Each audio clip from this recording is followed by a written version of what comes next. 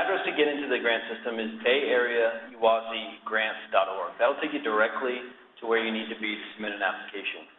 There's another way to get there, and that's just going straight to our website, bayareauwaz.org. Click on Grants Management, Proposal Process, and then Apply. But this will take you directly to the system you need to submit an application. So we're just going to go ahead and click on this link here. And this will take you to the introductory screen. Now, some of you were on the call about 2 weeks ago when we showed people how to register as a new user. And so if you're already familiar with this point, we can move on, but there are some new folks here. So I'm just going to show you, basically to get into the system, you need to set up some user credentials. So you'll see on the right there's a logo and it says register here. Just going to go ahead and click on that. Now all you need to do to get a UWASI account is enter the information on yourself and your organization. So your name, title, email, the organization name, be it Alameda County Sheriff's Office or San Francisco Police Department. And then finally there's one sort of hurdle at the end, and that is the DUNS number, your Dun and Bradstreet number. So if you don't know this number, go ahead and contact your fiscal staff and they'll be able to get it for you. After you finish entering that information, just click on the CAPTCHA at the bottom. What will happen is you'll click register. I'll get an alert that says you're requesting to be a new user, and I'll issue you credentials over the email. There might be a slight delay, but it shouldn't be too long. So I'm just going to go ahead and go back to the main screen, and I'm going to enter in a sample user ID and password of a person we've created. So this is where you'll enter your information and click the login button. This is what the main menu of the system looks like. You'll notice you have a top menu bar that says menu, help, and log out. Pretty self-explanatory instructions there. And then over towards the right, you'll see back, print, add, delete, edit, and save. Those instructions are grayed out right now, but as they become applicable, they'll be highlighted. So what we're looking to do here today is submit a new application. You guys want some money? Way to go looking for that is over in Funding Opportunities. I'm going to click on the Funding Opportunities icon, and then you'll see the FY16 Bay Area UWASI opportunity. You'll see the application deadline of October 16th, and you'll also see the program, UWASI Grant Program. So you know you're in the right place. So I'm going to click on that opportunity, and I'll see a little bit of information about the grant. And what I want to do here is if I already had an application going, I would see that here. But since we haven't started one yet, we're going to go to Start a New Application, which is in the middle of the screen. Click on that blue text, and this is going to start your application. So you'll see here Project Lead. This is a sample user we've created, Joe Hughes.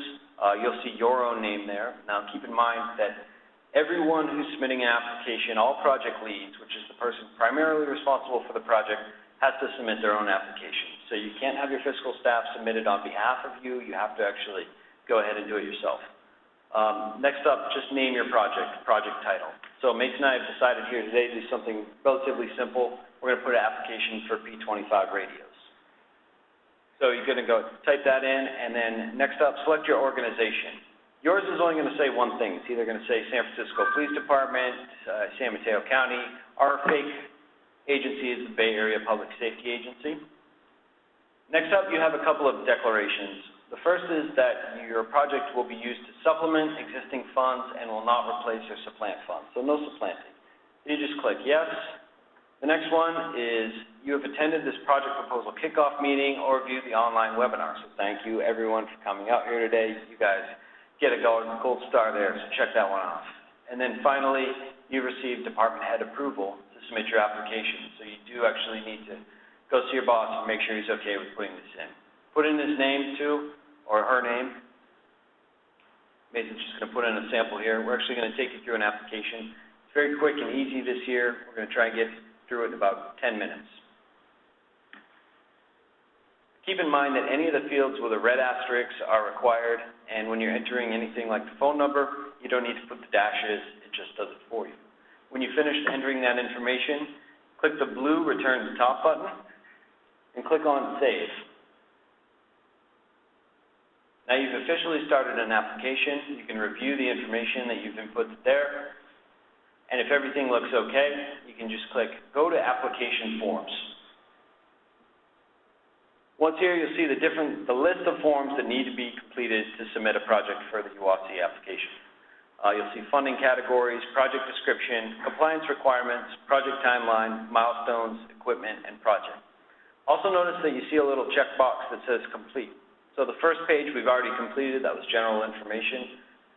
We need to get complete boxes in all those before we can submit our application. So we're going to go ahead and just get started with our second form, funding categories. And this is what McYoung was referring to earlier, where you're going to pick whether you want hub, core city, or regional funding. So select your county. We're going to do San Francisco County today. Is your agency directly affiliated with the City of San Francisco? Yes. Will your project benefit 2 or more operational areas? Now, this is one of those compliance requirements questions, so all projects have to do this. So just click yes. Now you have to state which operational areas they'll benefit and how. So we decided San Francisco and San Mateo County, and we're going to share these radios in the event of mutual aid request. Will your project benefit 3 or more hubs? No. And then you'll see the available funding categories listed below. So you have Core City and West Bay Hub. We're going to put in for West Bay Hub. Click the Return to Top button. Click the Save button. And then I think we're pretty much set with this form, so we're just going to go ahead and mark it as complete. That one's complete. Next up, project description. This is where we'll be describing the heart of your project. And this is where your project needs to meet one of those priority capability objectives. So the available priority capability objectives are going to be displayed here. These are the ones that's available. So we're doing P25 radios, so we're just going to go ahead and select a goal, start at the top. You have information analysis, infrastructure protection. There it is. There's our communications, goal number 3.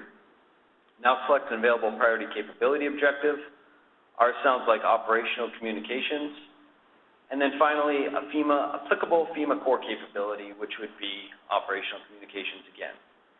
Here's the other compliance question coming up. We talked about Nexus to Terrorism. All projects must have this. So basically, you need to tell us how your project is going to enhance regional capacity to prevent, protect against, mitigate, respond to, or recover a terrorist event.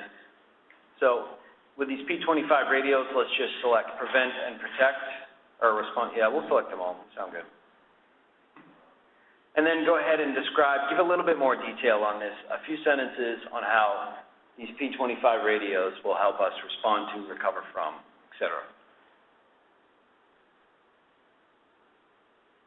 We're just going to be brief here. You can be a little bit more detailed in your own project proposal. That sounds good. And then following that, you'll see the outcomes that these priority capability objectives are intended to meet. So during the first 24 hours following a no-notice incident, responders share mission-critical voice information. That sounds like a P25 radio project. Ensure local or regional emergency communication systems are based on established governance, standards, operating procedures, and technology. That one sounds good. And then the third one doesn't quite sound like it meets our project outcomes. That's okay, so we're just going to leave that unchecked. If there was a fourth that I didn't see listed, just click Other, type some text in the box below, and give us your outcome. The last section on this page is project description. This is basically a brief of your project where you're going to summarize what you plan to do. So be very clear and concise. It doesn't need to be long. This is what we're going to take to the hub meetings, and this is sort of what's going to sell your project. So make sure everyone can understand what you're talking about, and this is what they'll prioritize based on. So very simple, P25 radios. Your project might be for a planning position or for a fusion center or something a little bit more complicated. This is where you're going to enter that information. We're just going to keep it simple today and return to top. Click on the Save button. That'll save your work in progress. Now you can come back to this system. You don't have to do your application at once. So if you get drawn away, you can always come back and complete it. I can do 2 things here. I can mark this form as complete, or I can just simply go back to the application forms. If I wanted to come back and spend more time on my project description and make sure it was nice and concise, I could just go back. For now, I think I'm good enough. I'm going to mark it as complete. Next form would be compliance requirements. So these are your compliance requirements for your project where you need to Check off if your project's going to require a sole source, so we'll check that box. Whether it require environmental and historic preservation form, I don't think so. Watercraft request form, don't think so. Aviation, EOC request form, performance bond, or grant-funded personnel. So none of the others apply, so I don't need to select them. I'm just going to go ahead and click Save, and mark this form as complete. We're like halfway done. Project timeline. So the performance period for this grant is 14 months. That'll start around November 1st, 2016 through December 31st, 2017. We recommend that all projects be completed within 14 months, but we may allow up to 18 months if you give us a nice compelling justification. So just going to go ahead and put in our project end date here. Let's do 12/31/2017. And go ahead and click Save. Now, this is a 14-month performance period, but if I did want to request up to that 18 months, I just go ahead and click Edit. And let's do March 31st, 2018.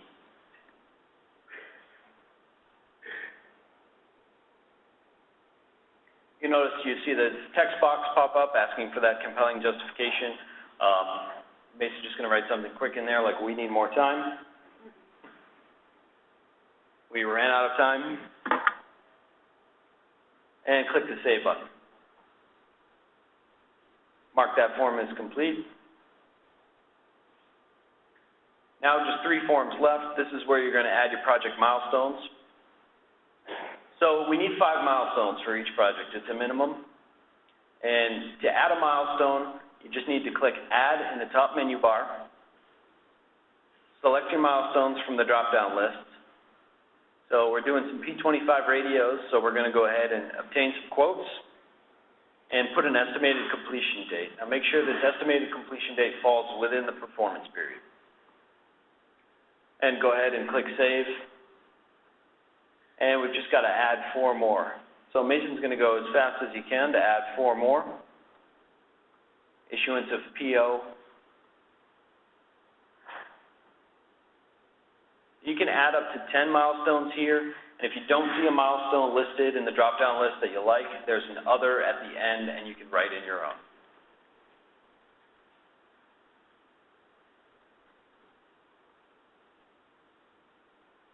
Again, as he's entering these in, I'll draw your attention to sort of the top menu bar.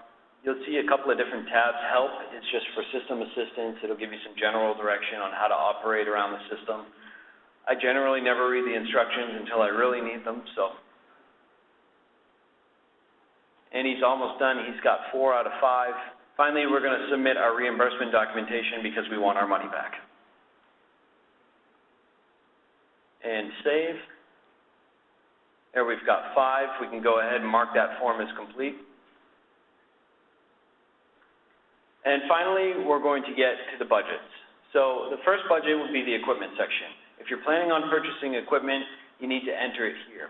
If you aren't planning on purchasing equipment, and this is important, you just need to click Mark as Complete and mark this form as complete. But we're buying P25 radios, so what we want to do is add a section of equipment, click the Add button. And here's where we're talking about that authorized equipment list. So I've broken that out into a series of drop-down lists. We are purchasing communications equipment. So right down like 3 more from where you're at, Mason, you'll see interoperable communications equipment. And then select an appropriate AEL. So that would be 01 port, which is halfway down the screen.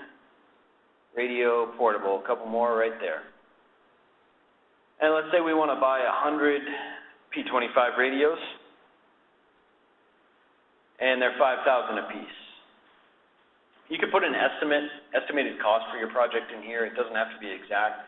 Obviously, when these go to the hub meetings, your amount's going to be adjusted accordingly, so you'll know what you have to spend at the end. Put in your sales tax rate, 8.75 for San Francisco. Put in your shipping cost, let's say $100. 150, whatever. And training, 0, and installation, 0, as these are portable radios. When you're finished, just click Return to Top. click on the Save button,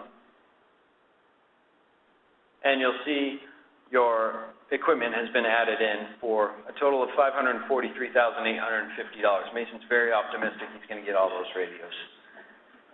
So if you want to add more equipment, just click the Add button in the top. I think we're good with one piece of equipment here today. I'm going to mark that form as complete. And I'm going to move on to the rest of the project budget. This is the last form. So this is the final section of the POETE, or P-O-E-T-E. You have planning, organization, equipment, and you'll notice there's no box for equipment. What happens when you click Save on this form is the equipment you just inputted will transfer over here. So just be patient with it. And then finally, training and exercise. I think as we mentioned before, we highly recommend that all training and exercise proposals go through the training and exercise program, which is Tom Wright's area of expertise. The majority of you will be putting in planning, organization, and equipment proposals. A lot of planning proposals, all we need here is a dollar amount. How much are you asking for in planning? So whether you're hiring someone or you're making a plan, let's just say it's $100,000, we'll write that in. As you write that in the instructions bar in the top, we actually included links to the project proposal guidance again, so you can find out what's really applicable to these categories. But for now, let's just say $100,000, and we'll scroll up to the top and click Save.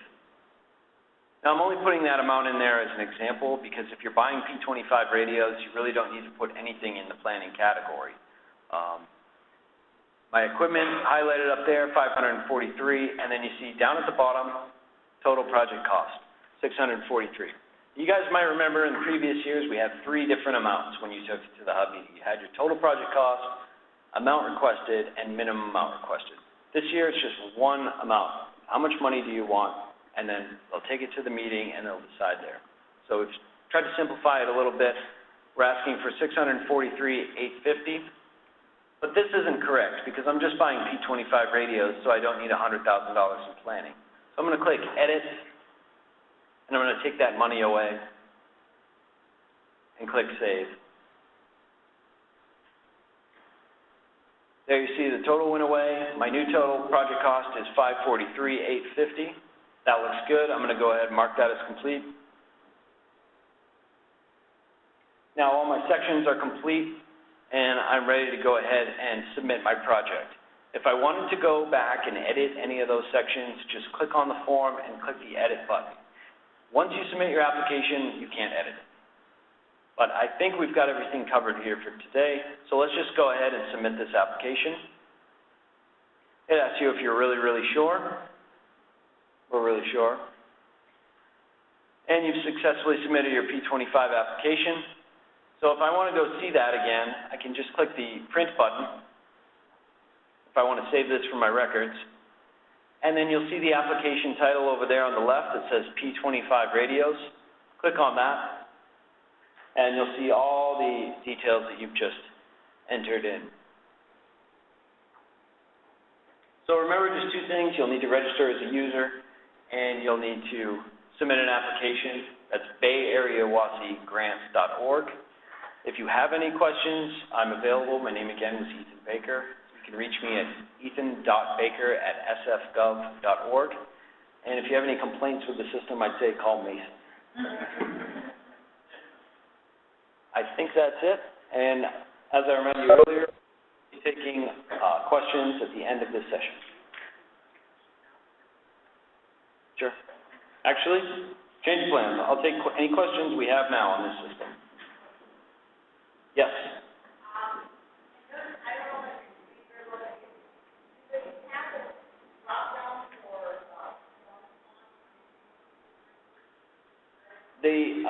The question was if there's a drop down for a performance bond over $250,000. There is not. You'll have to read in the project proposal guidance what sort of compliance documents are required and select those as applicable. Yes.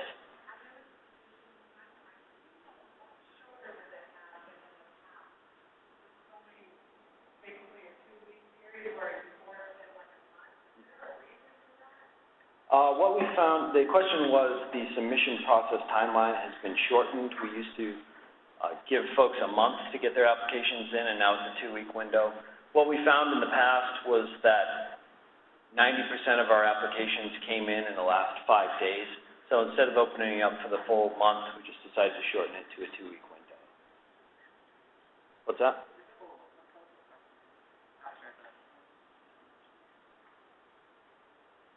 Any questions from the group on the phone? I've got one question here. Milestone date, they need to fall within the first. The question was where the milestone dates need to fall. They need to fall within the performance period. 14 months performance period, correct. Anyone else? All right, we're good from the live audience. Any questions on the webinar?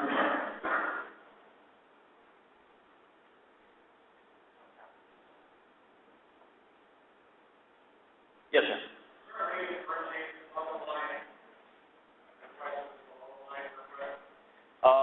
That's a good question. The gentleman asked if there's any way to differentiate above the line and below the line requests.